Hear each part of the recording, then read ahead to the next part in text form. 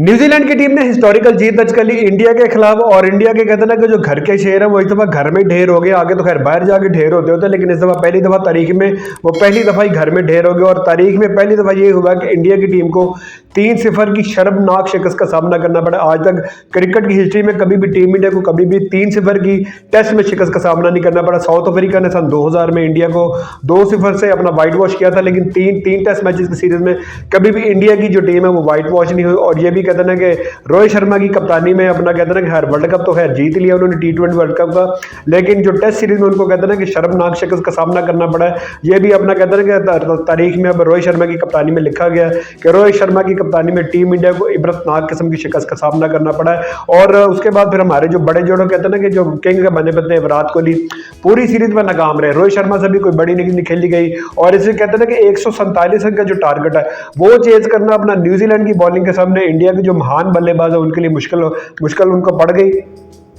और 147 रन तो लग रहा था कि यार अब इतना का स्कोर तो खैर टीम इंडिया कर ही लाएगी। विराट कोहली, रोहित शर्मा, जयसवाल वगैरह, शुभमन गिल आसानी के साथ 30-30, 40-40 रन भी करेंगे तो आसानी के साथ ये टारगेट अचीव हो जाएगा। लेकिन 121 रन के ऊपर यानी कि पूरी बारी लड़खड़ा गई इंडिया की।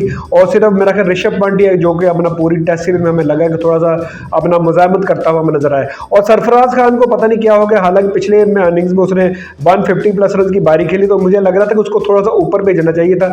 पहली इनिंग में भी उसको 6-7वें नंबर के ऊपर बैटिंग करवाएगी और दूसरी इनिंग में भी उसको 6 से 7वें नंबर के ऊपर भेजा गया। अभी आपका एक कहते हैं कि इनफॉर्म बैट्समैन उसको थोड़ा सा आप ऊपर भेजो, उसका जो जेन्युइन नंबर उसके ऊपर उसका बैटिंग करवाओ। और के राहुल को अपना ड्रॉप करके बड़े खुश मेरे थे, देखे जी के राहुल परफॉर्मेंस नहीं हो रही तो उसको हमने ड्रॉप कर दिया। तो के राहुल के माशाल्लाह वो भी बैठ के बाहर मुस्कुरा रहे हो, देखो जी मैंने बाहर अपना काट देता है ना तो तुम जीत के बहा दो। बाकी शर्मनाक शिकस्त का सामना करना पड़ा। मेरा ख्याल है जिस तरह टेस्ट क्रिकेट अपना T20 क्रिकेट में कहते हैं ना कि विराट कोहली और रोहित शर्मा ने टेस्ट अपना T20 क्रिकेट से रिटायरमेंट ले ली, तो मेरा ख्याल अब जो टेस्ट क्रिकेट है उससे भी मेरा ख्याल अब जान छोड़ दे और टेस्ट क्रिकेट से भी रिटायरमेंट ले ले। आगे फिर ज़ाहिर है अपना बॉर्डर गवास्कर सीरीज आए तो जो इतनी कहते हैं कि अपने घर में शर्मनाक शिकस्त का सामना टीम इंडिया को करना पड़ गया। तो मेरा ख्याल अब WTC का फाइनल खेलने का ख्वाब था मेरा शायद चकना चोरी हो जाए, क्योंकि अगर इंडिया में अपना ऑस्ट्रेलिया में अपना इंडिया की टीम को 3 टेस्ट मैच से अपना लगातार यानी कि शिकस्त का सामना करना पड़ेगा, यानी कि 3-2 से अगर अपना इंडिया की टीम जो इस सीरीज में अपना बॉर्डर गवास्कर में उनको शिकस्त का सामना करना पड़ गया तो फिर अल्लाह ही हाफ़िज़ वर्ल्ड अपना WTC के फाइनल का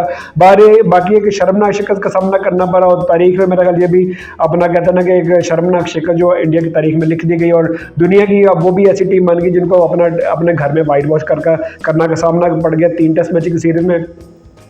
सिर्फ आज तक कहते हैं ना कि इंडिया होगी, ऑस्ट्रेलिया होगी, वेस्ट इंडीज की टीम होगी, ये ऐसी 3 टीमें बची थी जिनको अपने घर में कभी भी आज तक यानी कि 3-0 की शिकस्त का सामना नहीं करना पड़ा। लेकिन इंडिया भी उस कहते हैं ना कि लिस्ट से अब खारिज होगी। अब सिर्फ वेस्ट इंडीज और ऑस्ट्रेलिया की 2 टीमें ऐसे रहेगी जिनको अपने घर में कभी भी यानी कि टेस्ट सीरीज में वाइट वॉश का सामना नहीं करना पड़ा। बाकी शर्मनाक शिकस्त और इंडिया के जो क्रिकेट फैन है वो भी इस वक्त काफ़ी दुखी होंगे और विराट कोहली और कहते हैं ना कि रोहित शर्मा की शान में काफ़ी कसीदे पड़े होंगे।